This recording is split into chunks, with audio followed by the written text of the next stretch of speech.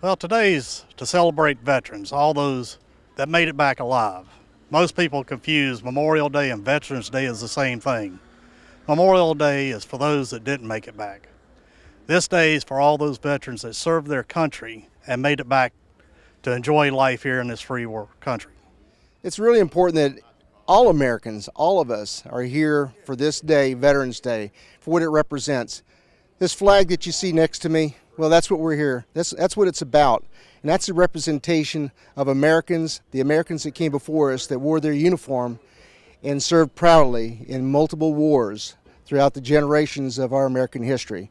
And that's exactly what we're here for. And they sometimes need to just get reminded also of some of those sacrifices that took place as well. Well, this is a great chance for the community to thank all the veterans that have served and are still serving, either on duty or in the community, doing different things for the veterans, like to stand down and different projects like that. And it's just a great time for the community to come out and say thank you. I represent in this area 70,000 veterans, and many of them over the years have made the ultimate sacrifice. It's recognizing their service and making sure we're there for them. There's still a lot of issues in terms of the VA we're working on. It's getting better, but it's not where it needs to be. But it's basically saying thank you to our veterans, because freedom is not free. It's just not on Veterans Day that you can give your support and show that you're thankful for what they've done with their service to this country. You can do it any given day, whether it be in the schools around the neighborhoods that you have. It doesn't matter if it's Palmetto, Bradenton, or all the other areas within Manatee County. But stopping by and saying thank you to any veteran that you see may be in uniform or may have their caps on their head, but also just partnering with some of the community organizations that are helping to help the homeless veterans, those veterans that may be in need, just showing your true support on a year basis. Thank you for being here today to honor our veterans on this auspicious occasion. Please rise for the player and the national anthem. Bugler, call the colors.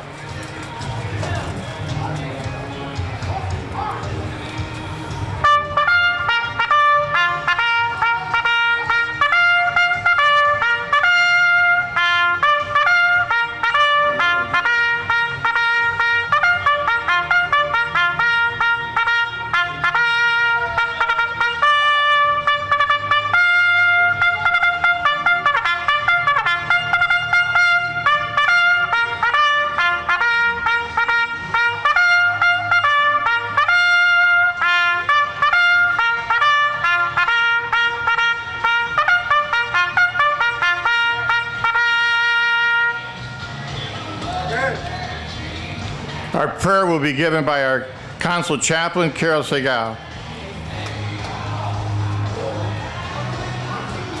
Good morning, everyone. Good morning. We're really glad you're here for this parade to honor our dedicated servicemen. And I thank the people in the parade also. If they're outside my earshot, please tell them we do appreciate their services. We are also honored to have speakers with us today who are veterans. They are very dedicated men and long service. So let's give them our attention and enjoy the rest of the day. Amen. Our national anthem will be sung by Erica Miller.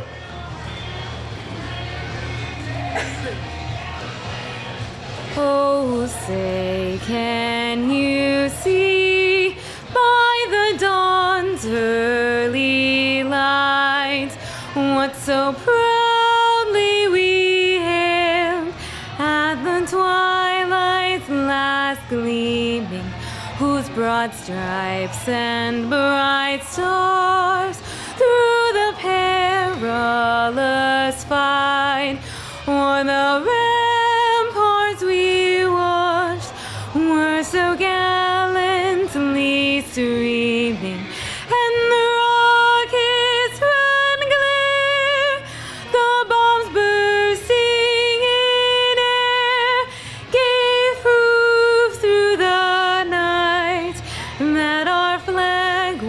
was still there. Oh, say does that star-spangled banner yet wave o'er the land of the free and the home of the brave?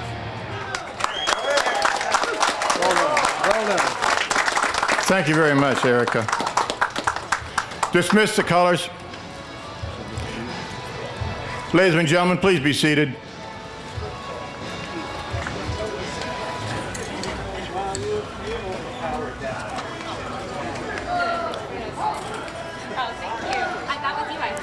Our Mayor, Shirley Gruber Bryant, will read the Palmetto City Proclamation.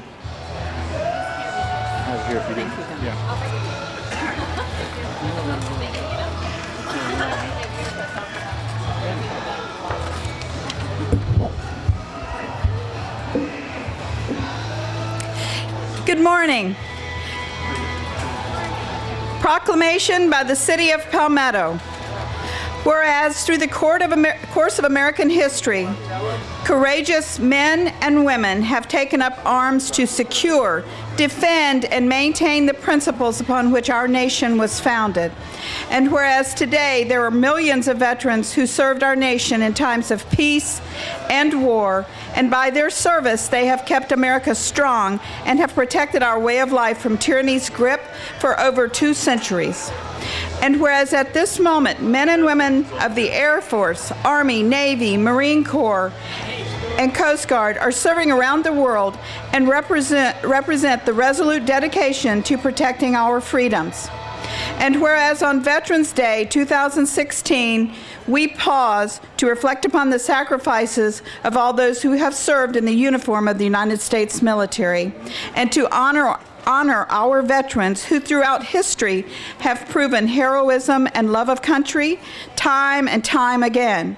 And whereas the Congress of the United States of America has provided that November 11th of each year shall be set aside as a legal public holiday to honor our veterans. Now, therefore, I, Shirley Gruber Bryant, Mayor of the City of Palmetto, Florida, do hereby proclaim November 11th, 2016 as Veterans Day in the City of Palmetto, Florida. And I urge all citizens to recognize the valor and sacrifice of our veterans and to remember that freedom is not free. I encourage veterans to share their experiences with young Americans by speaking at schools and teaching a new generation the importance of the liberties that they have fought to defend. I would ask all to honor the proclamation that was just presented and give recognition to those veterans that you see not just today, but every day of the year. They have kept our freedom for us.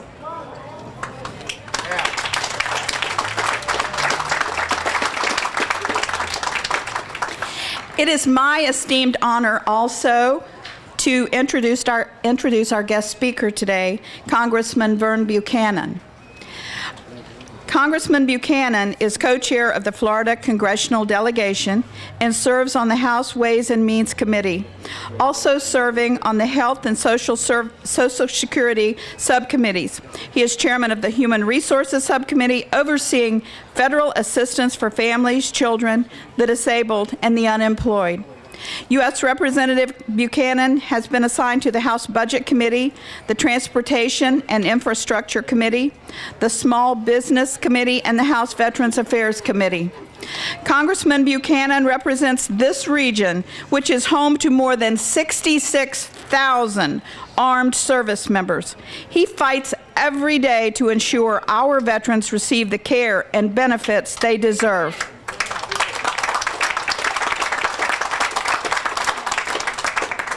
He recognizes that our brave men and women in uniform deserve all the care and respect that a grateful nation can offer.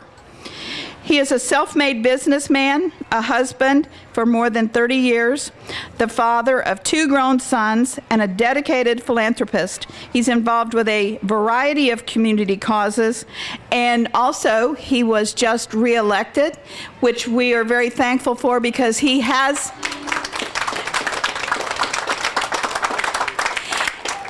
He has taken up many causes to help those in need, and in particular our veterans. And as I reiterated in his involvement in Congress.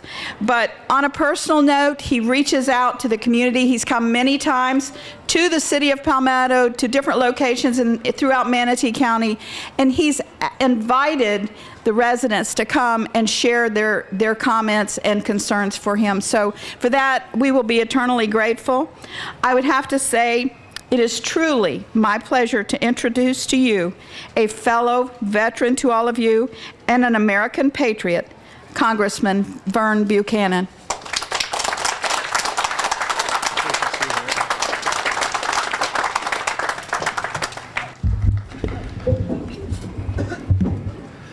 What a great day for a parade in honoring our veterans.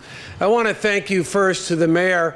She's been incredible. She mentioned we've had an opportunity to work together a lot over the last few years. She's an incredible, inspirational leader. I know her heart's into Palmetto and doing everything she can, and I look forward to working with her in the future. But let's give her a round of applause. Your mayor, Brian. It's truly an honor to be here today, pay tribute to the brave men and women who have proudly served in the armed forces. I had that opportunity. I was a blue-collar kid from Michigan, one of 6 kids. My parents worked in the factory. I went in the service at 18 in the Air Force, Air National Guard.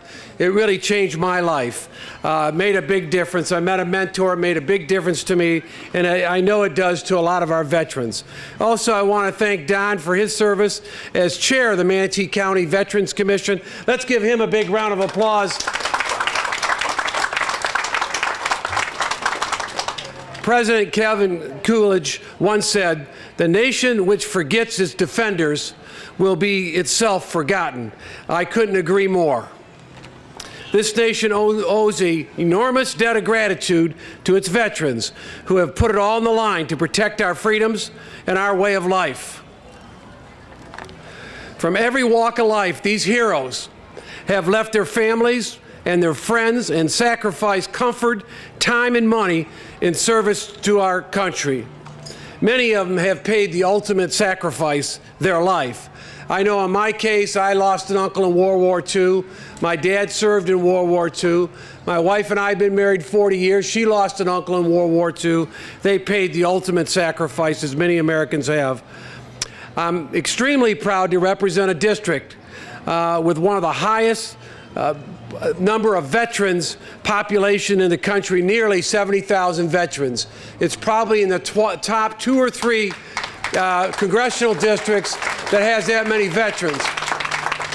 And by the way, in this area, there's almost 70,000 veterans. We have 1.9 million veterans in Florida, over 20 million veterans in the country. Every day, go ahead, let's give that a round of applause. Every day in Congress, I'm fighting to ensure that our nation's veterans receive the quality health care and benefits they have earned. That's my #1 focus. There's too many veterans that I talk to and say, look, Vern, I signed up, I agreed to this, I served honorably, I want to make sure that with the commitments they made that they keep in Washington, I've got their back.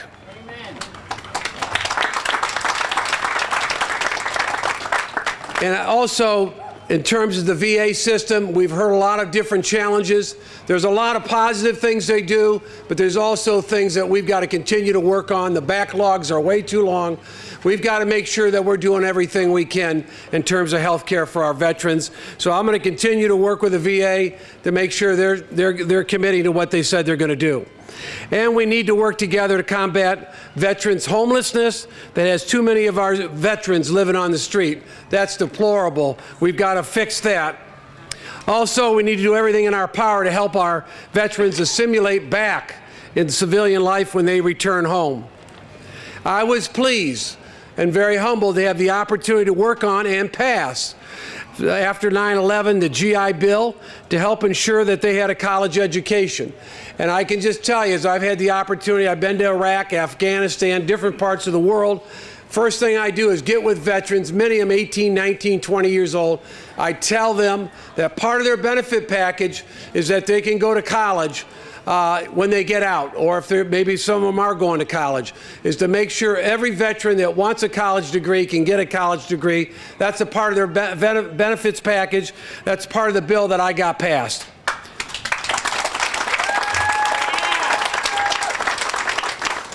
Simply put, these brave men and women deserve all the care and respect a grateful nation can offer.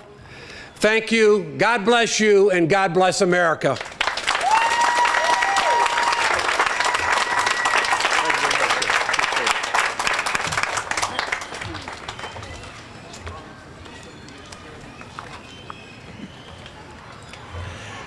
Our keynote speaker today is Command Chief Master Sergeant Carl Hunsinger. He just took over as chairman of the Veterans Council in May.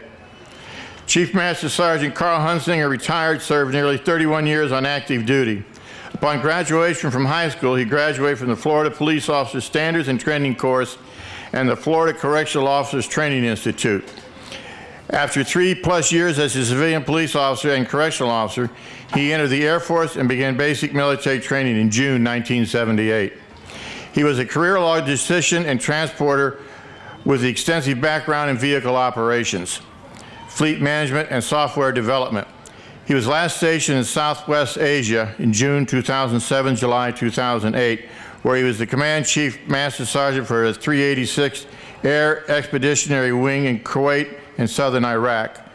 Chief Hunsinger advised the commander and staff on matters influencing health, morale, welfare, and effective utilization over 19,000 assigned combat enlisted personnel. The 386th Air Expeditionary Wing was responsible for a wide variety of missions in support of the United States Air Force's Central and United States Central Command. Objectives including inter-theater airlift, casualty evacuation, theater internment, convoy operations, security, and combat service support for specified U.S. military units supporting all coalition forces. He was the commander's representative on advisory councils, board member of wing-level enlisted promotions, special action boards, functional manager of 18 first sergeants, and led for all the assigned group chief master sergeants. Chief Hunsinger provided coordinated actions with joint top enlisted leaders throughout Southeast Asia. He ensured combat readiness of several classified locations throughout Kuwait and Iraq with sound leadership, enlisted policies, practice, and training. He oversaw the wing recognition program and monitored enlisted action requiring coordination or signature. Chief Hunsinger also always led from the front by participating in many combat-related missions throughout the theater by land and air. He served a career total of 26 months in combat operations, earning 2 Bronze Star medals, 2 Iraq Campaign medals, Armed Forces Expeditionary Medal, Air Force Expeditionary Medal with Gold Star. In addition, the Army awarded him the 1st Infantry Division and 25th Infantry Division patches with orders. In early 2004-2005 deployment in Mosul, Iraq, the Army selected Chief Hunsinger as the acting 17 CSB Command Sergeant Major, making him the first ever Air Force E9 to fill this position in direct combat. His primary awards and decorations include the Bronze Star Medal with 1 Oak Leaf Cluster, 1 awarded by the Army, 1 by the Air Force. Meritorious Service Medal, 6 Oak Leaf Clusters. Air Force Commendation Medal, 5 Oak Leaf Clusters. Air Force Achievement Medal, Meritorious Unit Award, Air Force Organizational Excellence Award with 2 Oak Leaf Clusters, Air Force Good Conduct with 9 Oak Leaf Clusters, National Defense Service Medal with 1 Gold Star, and it goes on and on. His membership and affiliates is the National Defense Transportation Association, past chapter vice president in Carolina, Senior Non-Commissioned Officer Association, top 3, Air Force Chief Master Sergeants Group, past president in Japan, Manatee County Veterans Council chairman, AMVETS lifetime member, VFW Post, American Legion Kirby Stewart Post 24, DAV lifetime member, the Moose Lodge, Minnesota Elks Lodge. Ladies and gentlemen, Command Sergeant Major Carl Hunsinger.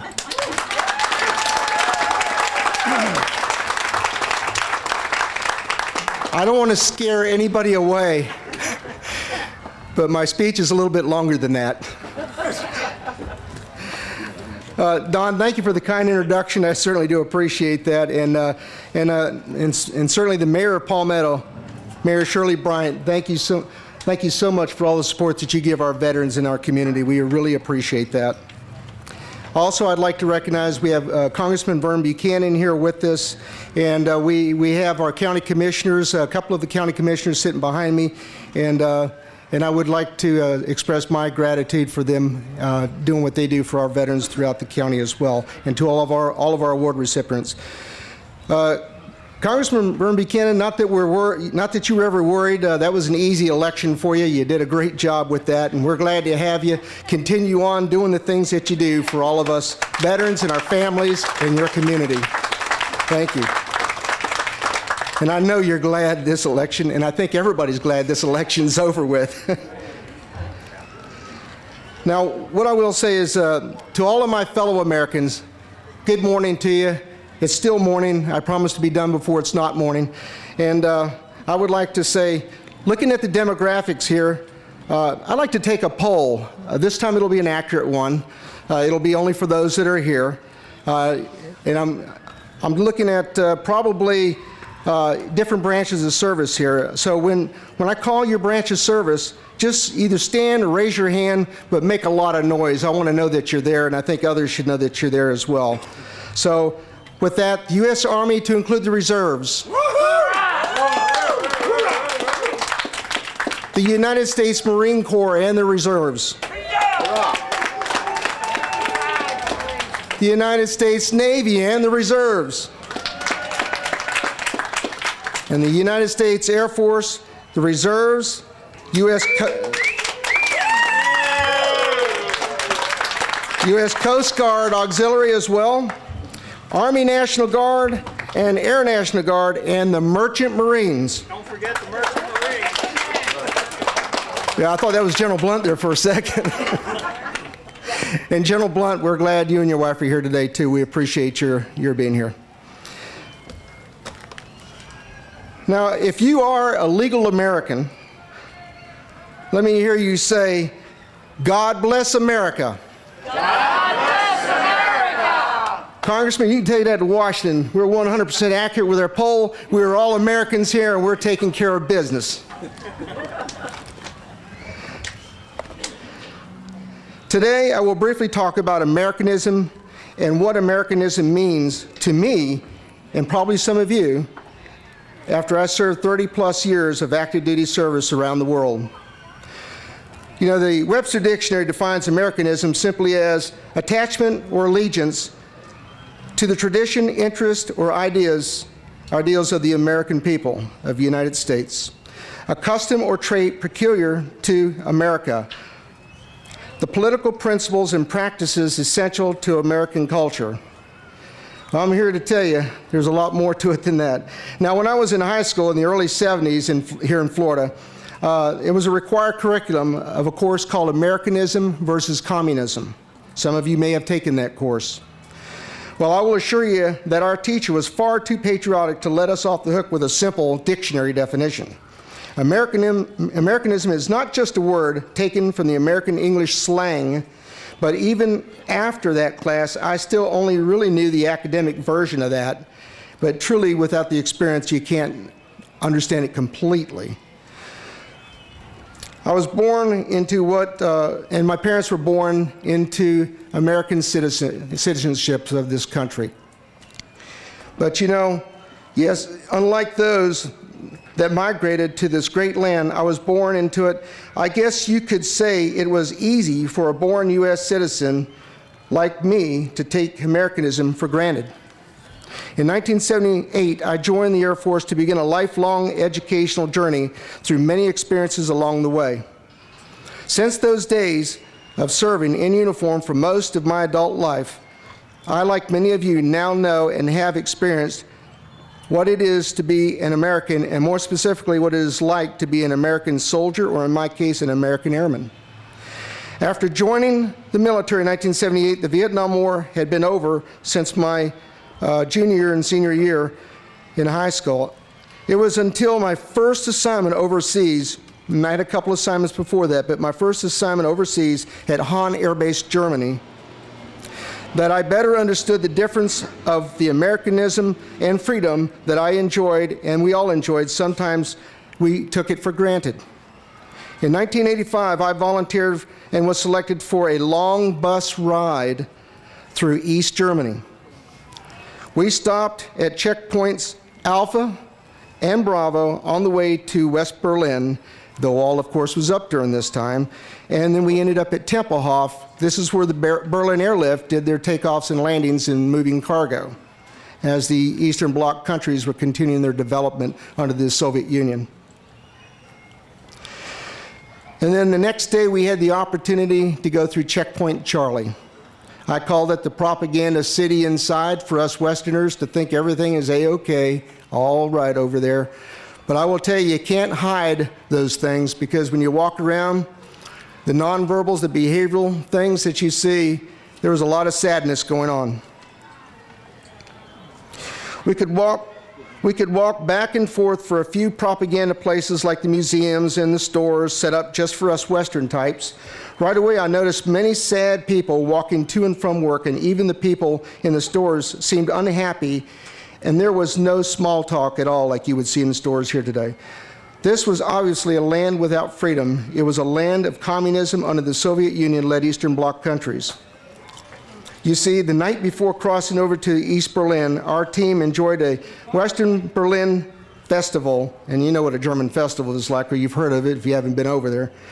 They invented Oktoberfest, and we had a pretty good time that night. And then we went over, and then we were over there in East Berlin, and we could see the difference between the night before. The lines in the stores were very long, and people were afraid to look at me or even initiate a response or greetings of sort, because somebody was watching them. They were very sad acting, every one of them, and you could tell they were not free people at all. At one point, I got in line to buy something that was quickly moved to the head of the line. They did not want me to observe too much of what was going on.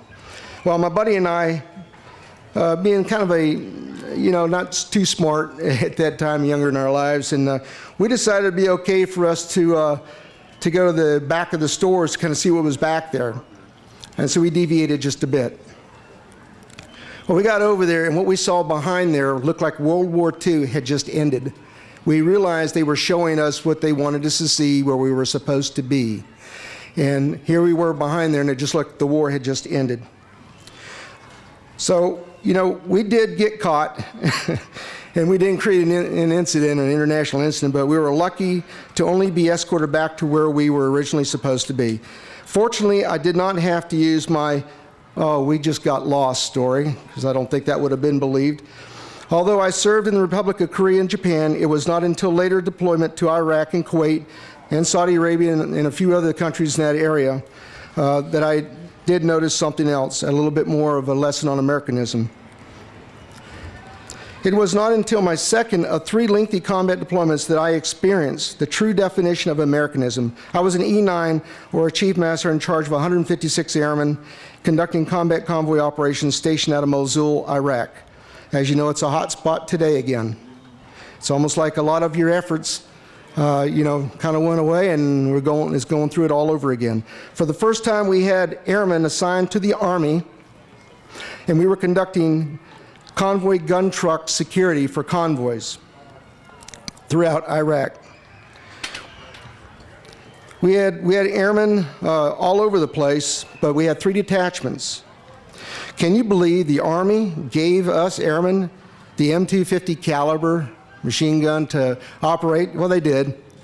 M249 saws and Mark 19 grenade launchers, and we got to use all 3 of those in our business there. We were in an Air Force gun truck escort detachment under the reactivation of the 332nd Tuskegee Group designator called the Red Tails. We all know that from history. Well, we did not have any Red Tails, or we didn't have fighter aircraft escorting bombers, but we did do a lot of gun truck convoys as we escorted old, dilapidated, unarmed supply trucks throughout Iraq. On one of our trips, we traveled north out of Mosul through the Kurdish territory by way of the mountains pass to a Kurdish town called Harbor Gate. It's actually right on the border of Turkey. Our mission was to pick up about 100-plus contracted Turkish cargo vehicles moving supplies out of Europe for various coalition forces throughout the forward operating bases. On this one convoy mission, we had a 3-day delay at the Turkish border due to snow along the passageway through the mountains, and yes, it snows in Iraq. Since we had idle time on our hands, I had my NCOs conduct training on things like combat lifesaver skills, basically sticking each other with IVs, to see if we can still do that the first time, and cleaning our weapons, communication equipment, and GPS and other types of things. Well, I met with our host, a Kurdish senior officer, and he asked if we would mind visiting the schools in the area with him. Now, you're out in a combat environment, but we also had other orders and other things that we were supposed to do. So he thought it may be good for the children and the educators to see and visit with Americans. Well, part of our mission was to win the hearts and minds of the folks that the friendlies that we came in contact with. And sometimes that was hard to do, but I guess if a gun's pointed at you, well, they're not friendly, so we kind of got that figured out. I brought with me my security detail of 5 and 1 translator. Yes, I did get permission to do this from the Army leadership out of Mosul.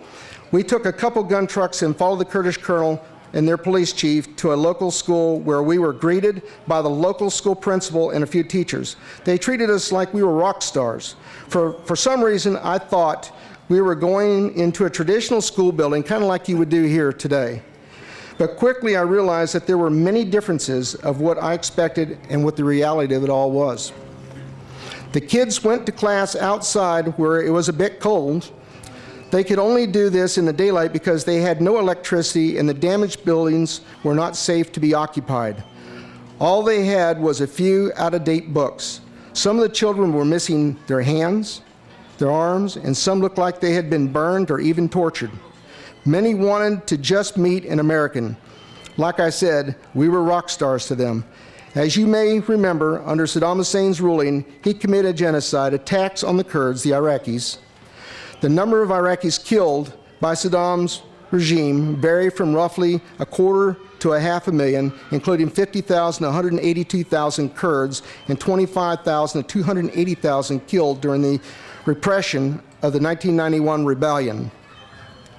Our translator confirmed that many we were meeting with that day were the lucky victims that survived all of that.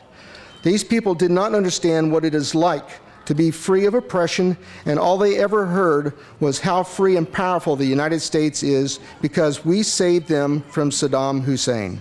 For the first time in their lives, they had some hope. My personal experience, where I witnessed the absolute opposite of the Americanism with an opportunity to be free, was realized.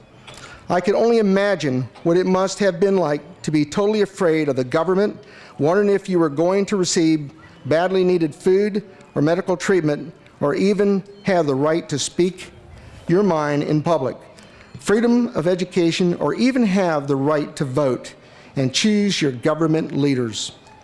This was not a new lesson for me, but it was for the young troops I deployed with. This single mission made them realize that we were not at war with Iraq. We were there to help free them from oppression and help them become free people. That's one of the reasons why we were moving food and supplies throughout the country. We were helping the Iraqi people rebuild and establish a democracy, instill some hope, or just a small taste of what Americanism and freedom is all about. I sometimes think of all the veterans that served before me, and that means many of you that are here today that served in the wars of yesteryears and fought to keep our country the land of the free and the home of the brave. Today we look at our flag of the United States of America and we realize that Americanism is so much more than a short definition found in a dictionary. Our flag truly represents Americans, all Americans, and those that fought to keep us free. You see, even when we are at our worst, we are still the best government on the planet. We are very fortunate. We are very fortunate to live in a large patriotic community that cares about their veterans here in Manatee County and Sarasota County. We do a lot of partnership. And what's most important is we, the people, understand why we care and the true value of Americanism. God bless our veterans their families, and God bless the United States of America. Thank you. Thank you, Carl. Thank you very much, Carl. In June of this year, the council lost a very valuable member, and I also lost a very personal friend of about 20 years. Colonel Frederick J. Graves, United States Air Force retired Medical Service Corps. Fred was our secretary for several years, as well as representing the Military Officers Association and the Military Order of the World Wars at our council meetings. He also spent countless hours every Tuesday going around town to different grocery stores and picking up bread for their church's soup kitchen to help feed the homeless. At each MOA, MOWW luncheon, Fred would always ask for books so he could either take them over to Mott's or he would take them up to Bay Pines for the veterans up there. And he never asked for a dime for expenses to drive up to Bay Pines or not. Fred raised funds to send students to the Youth Leadership Conference that the Military Order of World Wars had. Last year, we sent 13 students from the different high schools here in town.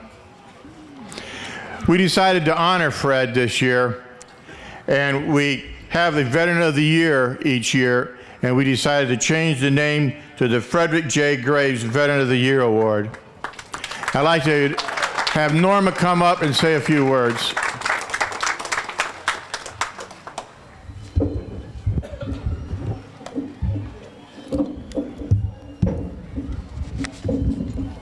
Is that down low enough? Oh, there goes my union card.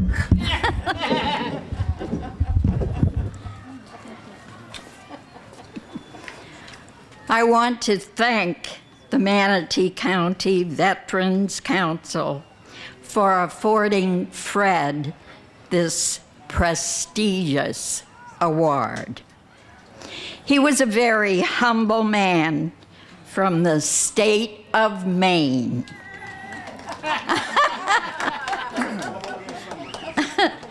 I can just picture him looking down on us today and saying, wow, what an honor. He spent 26 years in the Air Force doing whatever it took for his country. And he continued to do so until the day he died.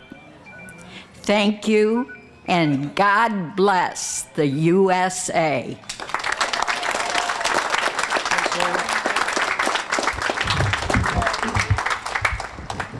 After we named the Veteran of the Year after Fred, we had our voting, and as luck would have it, the individual that won Veteran of the Year worked with Fred on various times, filling in as assistant secretary or treasurer or whatever Fred needed him to do, depending upon what project he had going or what his health issues were.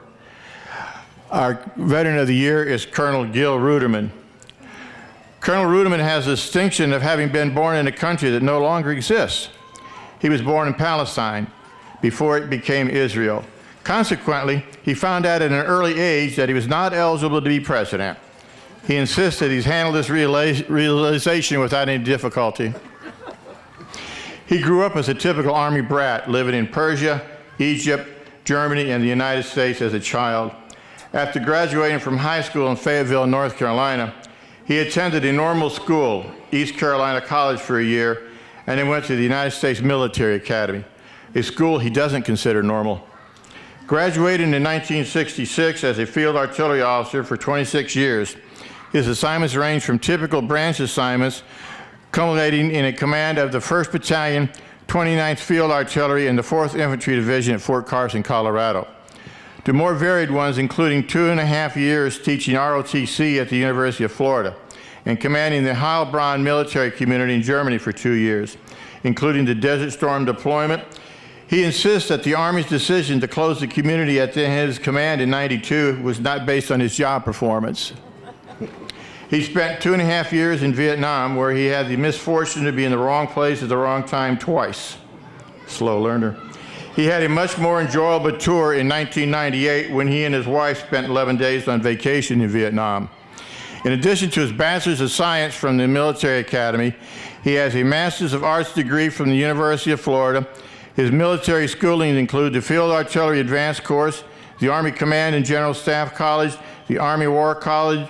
The admission of the Field Artillery Basic Course is not an oversight. He and many of his peers did not attend the basic course due to their imminent deployment to Vietnam. His awards and decorations include the Legion of Merit, Bronze Star with V, 2 Purple Hearts. He's earned the Master Parachuter's Badge, the Ranger Tab, and the Pathfinder Badge. He and his wife Florence lived in Manatee County for 14 years, 9 longer than he's lived anywhere else at one time. Ladies and gentlemen, our veteran, Manatee County's Frederick J. Graves Veteran of the Year, Colonel Gil Ruderman.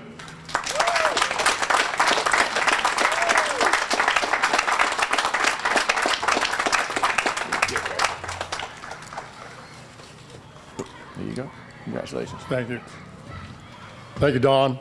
On behalf of the 30,000 so veterans in Manatee County and the countless organizations who help veterans and who believe in patriotism and American freedom, I am honored to accept this award, and I'm privileged to accept it under the auspices of a friend and true patriot, Colonel Fred Graves. Thank you very much.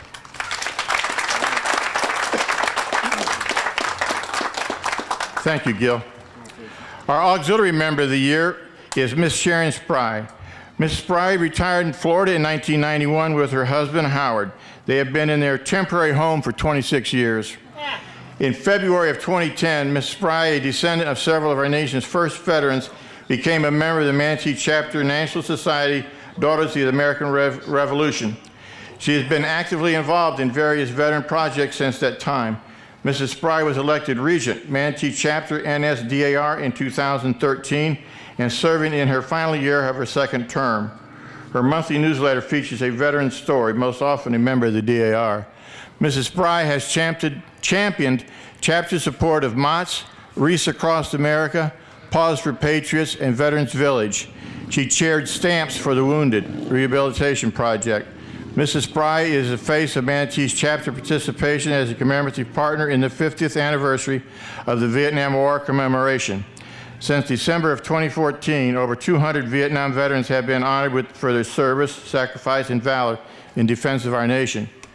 They have been presented with the DAR certificate, the Department of Defense lapel pin, and personal letter from Mrs. Spry thanking them for their service. This program will continue through 2017. Mrs. Spry has commented on being a first-name basis with the Department of Defense can be a little intimidating. Mrs. Spry spent 11 years at Ford Motor Company as a programmer and systems analyst. After leaving Ford in 1977, she began her career as a bridal and evening wear designer, which continued until retirement. Mrs. Spry has been researching her family history for 40 years. She has written 2 family history books, copies of which are in the DAR Library in Washington. Mrs. Spry attended Michigan State University and Wayne State University. She continued her education through the management development courses throughout Ford Motor Company and the Henry Ford Community College in Dearborn. She also attended a data processing technical school in the early 60s. Mrs. Spry was one of the first female computer programmers at Ford Motor Company. Mrs. Spry is currently the Regent, Manatee Chapter NSDAR, past president of the Minnesota Regents Council, past Regent and past chairman of many committees. Mrs. Spry is continuing the family research started in 1969. After the death of her grandfather, she's hoping to write her next book on her colonial ancestors. Her goal is preserving genealogical records, educating young generations, and fostering an appreciation of history. Ladies and gentlemen, Mrs. Sharon Spry.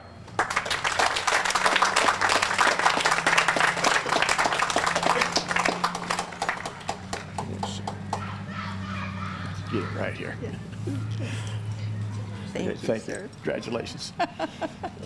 There we go. Thank you to the Veterans Council.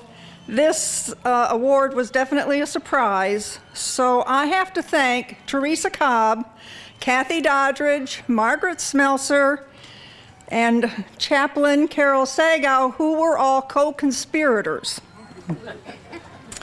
The National Society Daughters of the American Revolution has been thanking and honoring veterans for 126 years. It is part of who we are, and it is what we do. We are, after all, descended from our nation's first veterans.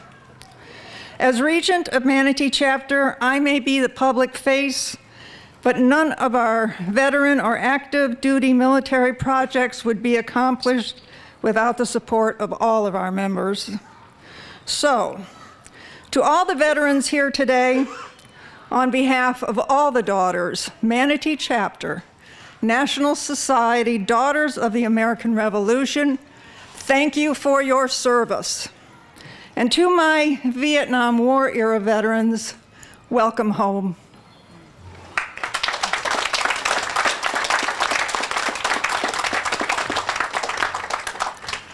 Thank you, Sharon. Our Civilian of the Year award goes to Mrs. Adele Rozier. Oh, I know, I'm terrible with names, I'm sorry. Adele came to Manatee County area in 2002 from Barbados. This was her final move after her husband's retirement from the United Nations as a 17-year journey around the world, embracing causes to help those in need. Part of her journey saw her earning a master's degree in behavioral science with a concentration in organizational development from Wentworth College in Spokane, Washington. She also holds a bachelor's degree in health education and community health from Central Washington University in Ellensburg, Washington. Since 2004, she's been the managing executive director of Turning Points. The organization has gone through rebranding that might be more familiar to others as Bill Galvano One Stop Center, Our Daily Bread, and of course now Turning Points. Since her arrival at Turning Point, she has led Manatee County's efforts regarding homeless veterans and non-veteran homeless individuals and families. 3 years ago, Adele was able to secure a grant known as the Supportive Services for Veterans and Their Families. At about this time, the Turning Point Veteran Initiative went full force under the title the Yellow Ribbon Program. An independent audit by USF found during their 2014-15 budget year, Turning Points, as led by Adele, generated a $42,250,000 impact on Manatee County community. Manatee taxpayers were able to save $2,800 a day for each emergency room visit that didn't happen because someone was treated at Turning Points, $7,789 a day for each inpatient hospitalization that was avoided, and $1,979.60 a year for each incarceration that was spared. All in all, Adele and her team incurred the County of Manatee saving $6.59 million in emergency room public cost savings, $14.67 million in inpatient hospitalization savings, and $3.1 million in incarceration avoidance. This comes out to about $24 million savings for the county. Her operation, which embraces the housing first concept, free medical and dental care, employment help, meals, laundry services, clothing, and so much more. It's an operation where instead of having to farm an individual out to multiple caseworkers, everything is centralized under one caseworker. The model works so well that organizations from all over come to view the operation so they can reproduce it at their own place. Adele is also responsible for the creation and organization of the annual Manatee County Stand Down. Historically, this event has been the largest veteran and community homeless outreach effort, going on for 19 years now. The nomination is bestowed upon Adele Rozier to express how grateful this country and Manatee County Veterans Council is to have her leading such an organization. For the help Adele and her organization has extended to veterans and the overall community, and for the quiet and effective way she accomplishes helping veterans in a vast number of tasks. Ladies and gentlemen, Mrs. Adele Rozier.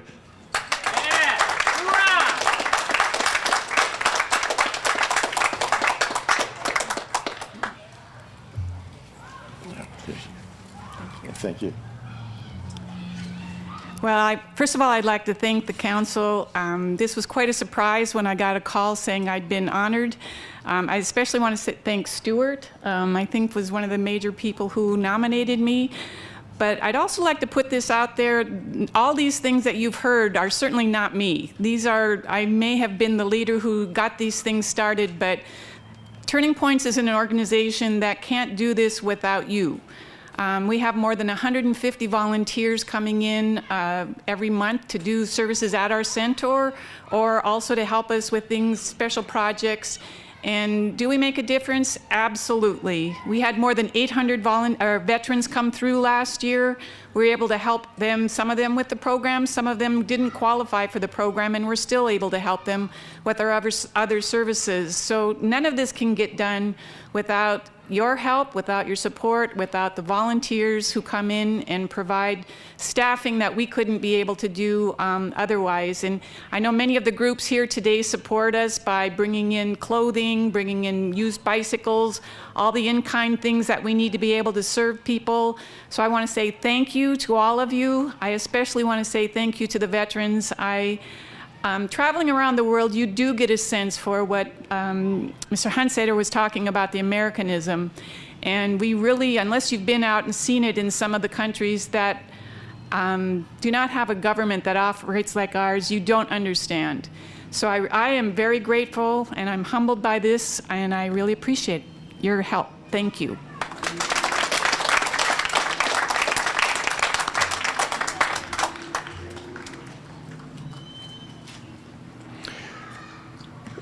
Miss Erica Miller will perform God Bless America.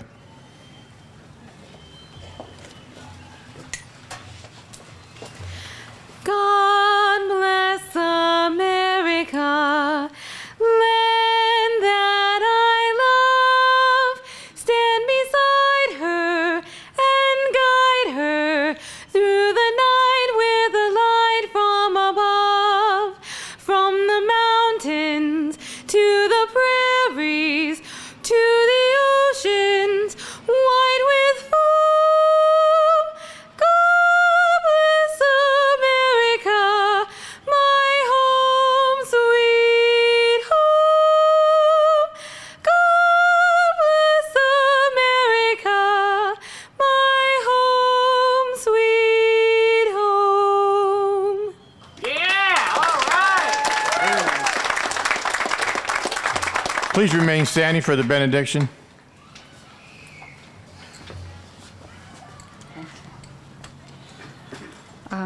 Would you please join with me in honoring our vets? When I say amen to the benediction, would you find a vet and shake his hand and thank him for his dedicated service to our country? We have many vets up here, and I'm sure there are many out there. Would you raise your hand if you are a vet out there, please? All right, so try to look around and find one. And if you're mistaken, they will tell you. Keep going till you at least shake somebody's hand and thank them for their service. And thank you for all that you've done for us by being here. We appreciate that. May God bless us all on our way home and bring our men home safely. Amen. Amen.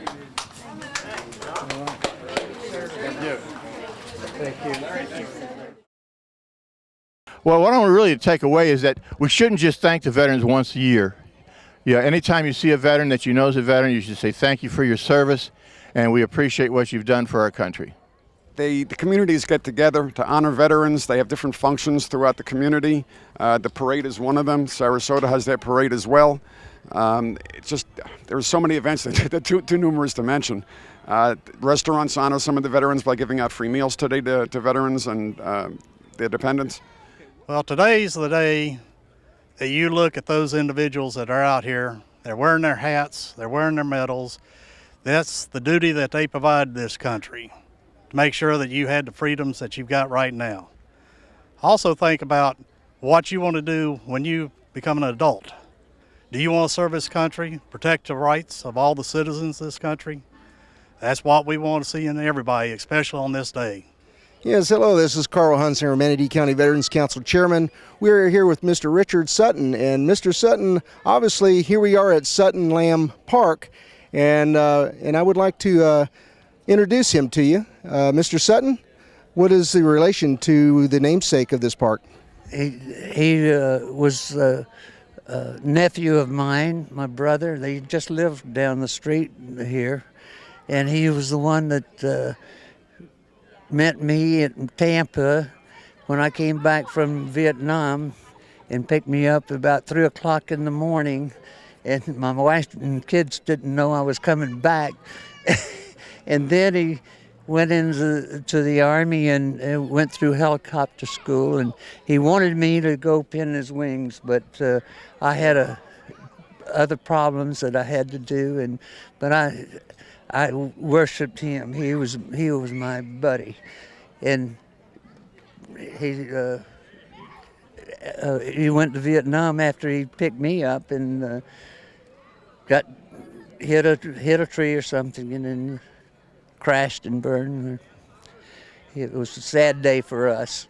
Yes, sir. And one more thing. What did you do in the Air Force? I see that you were in the Air Force, obviously retired. It's a long time. Yeah. I was only 20 and a half years, and I was first I was a mechanic on airplanes, and I got a chance at MacDill to go to cadets and get a commission. I did that and became a navigator, and I spent 13 years with as a troop carrier, dropping troops everywhere, and wound up in EC-121, flying along in the Bay of Tonkin, getting some information that we wanted. But I retired, and it was a great career. I advise anybody to be. So anyhow, I'm 88 years old now, and I've been retired since 1970. So I've really got put my effort. You know, they say that our young people, a lot of our young people don't know our history, and it's shame on them. But I always say, whether it's veteran history, American history, African American history, whatever it is, it actually falls on the shoulder of us as adults to make sure that these young people know what we've done, where we've been, where they've come from. Because if it doesn't happen, it's not shame on them, it's shame on us. Well, the parade is a celebration.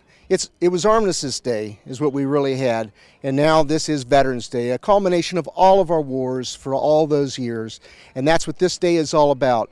Everybody celebrates this day, and this is a happy day. This is not a solemn, sad moment. This is a happy day, and all of us need to celebrate together. You see, it's not just the veterans here. We also have our first responders. We also have all the American people that support our veterans from within the borders of the United States and every single day outside the borders, and for those that are deployed.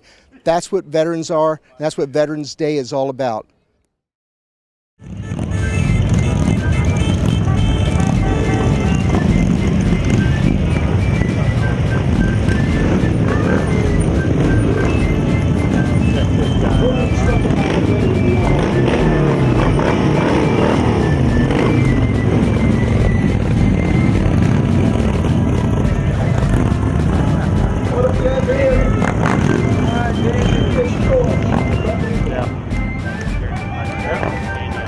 Ladies and gentlemen, let's welcome our mayor, Palmetto, the Honorable Shirley Cooper Brown.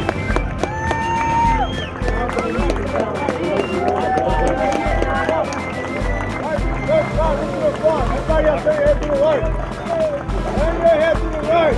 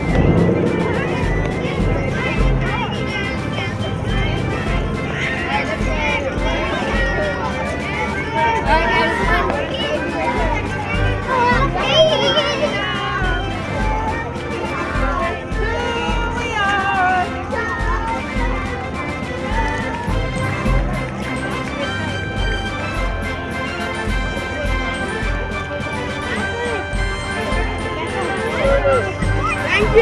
Thank you. Men and women and veterans.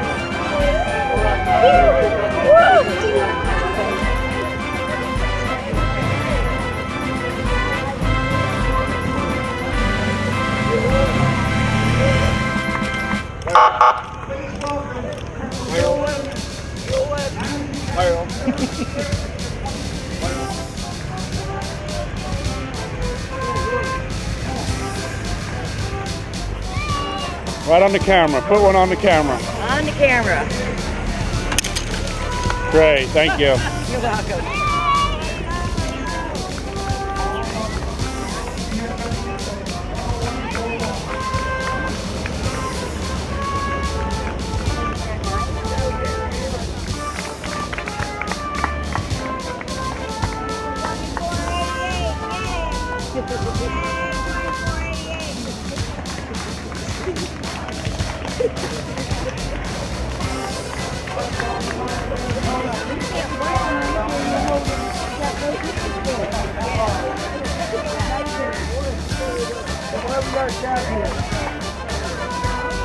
And over here, y'all. Always back this way.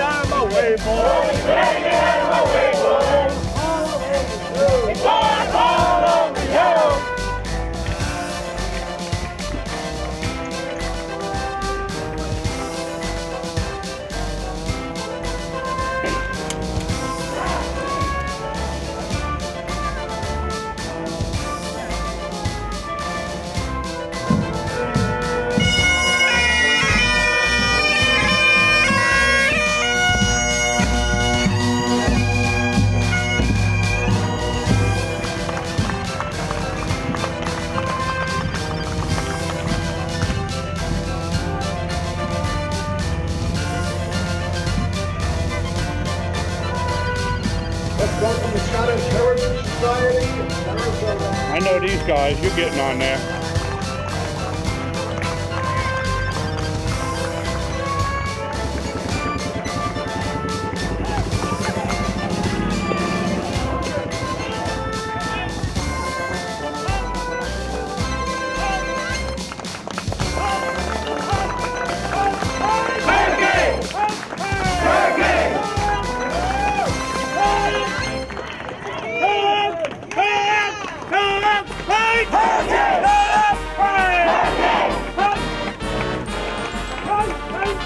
Let's hear it to the Pirate Battalion.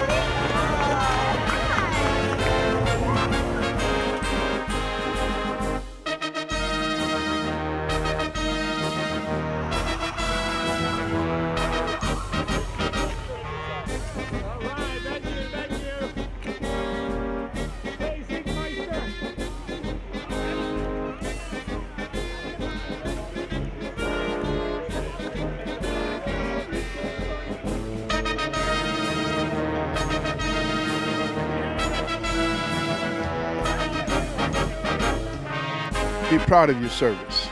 First of all, you can't ask other folks to be proud of you if you're not proud of yourself. So I say to all veterans, be proud of your service, be proud of your country, regardless to what's going on. You are first an American. You are the first line, and you'll probably be the last line. So whether you agree with situations in the country or you disagree with situations in the country, as a veteran, it's up to us to support our Commander-in-Chief and support our nation.